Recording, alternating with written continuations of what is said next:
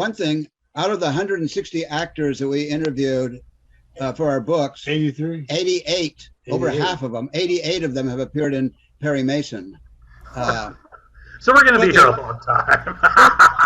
But we're not going to talk about all of them. But they didn't say that much about Perry Mason. Yeah, well, but we had actors who were in Perry Mason, like Ewing Mitchell, and he was not. He told us about Ewing Mitchell was not in Perry Mason. Walter Reed was in Perry Mason. Oh, I thought no. But Walter Reed want to hear the story. I was like, well, tell it anyway. It's a funny story. And that's why he didn't talk about Perry Mason. He wasn't in it. No, he did tell us about they used to make a lot of these Western Gene Autry films and Buffalo Bill Jr. TV shows down in Pioneer Town in Southern California. Yeah, Walter Reed told us this. Yeah. Not Ewing Mitchell. And he said that there was the person that they had as a cook, and he would kind of clean up things afterwards and stuff, was this old Chinese guy. And he said, we were always playing jokes on the old guy, doing different things to him. And he finally they kind of felt bad about it. They said, well, okay, we're not going to do any more jokes. He never complained. He never complained. And he said, oh, I mean, short sheet me anymore? No, we won't mess with the sheets. You won't tie my shoes together? No. Oh, okay, good. I know pea and soup. I know. I was going to say, you don't mess with the person that's making your food. Walter Reed, he was in 2 Perry Masons. He told us that story. Another story about dealing with alcohol in movies.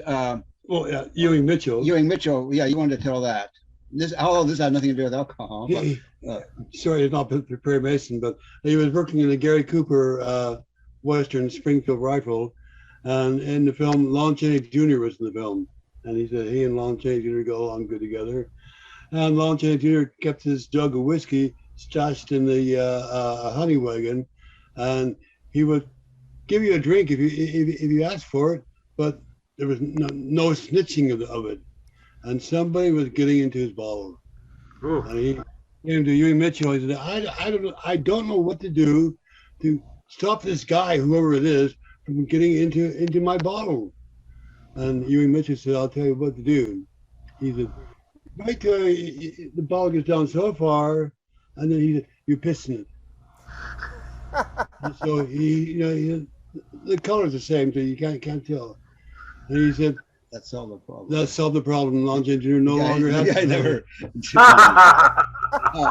And Jeff woke up with a weird taste in his mouth. Perry Mason episode.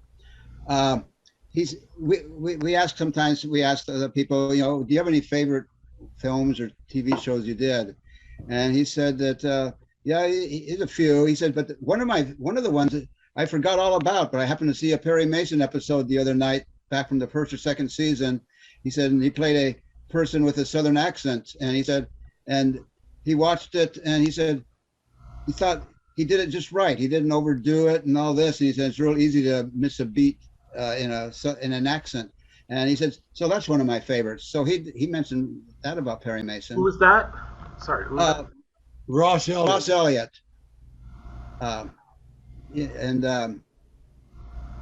John Merlin, who later went to Meisner's Neighborhood Playhouse. He did a Perry Mason, and he got interested in acting because he was in World War II. He ended up going to Hiroshima about 2 or 3 weeks after the bomb, and he said he was walking around there looking at the devastation, and he came across this old man kneeling down, teaching a little kid what to do for a show that they were going to be rehearsing for.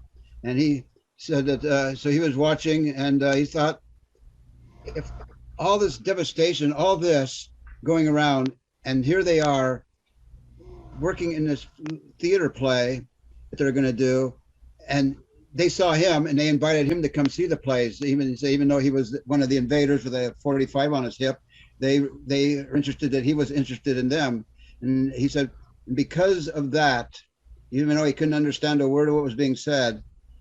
If those guys and all this mess here could be so involved and so alive in doing this theater thing, such pleasure. He said there must be something really deep feeling about that, and that stuck with him, and that's what became his decision to become an actor. So when he got out of the service and he went to New York, that's when he went to Meisner's Neighborhood Playhouse. He was in a Perry Mason or two. Jeremy Slate, who he was a cousin of ours, and we were super close friends. He's one of the only of the actors we interviewed that ever came here to our house to visit us.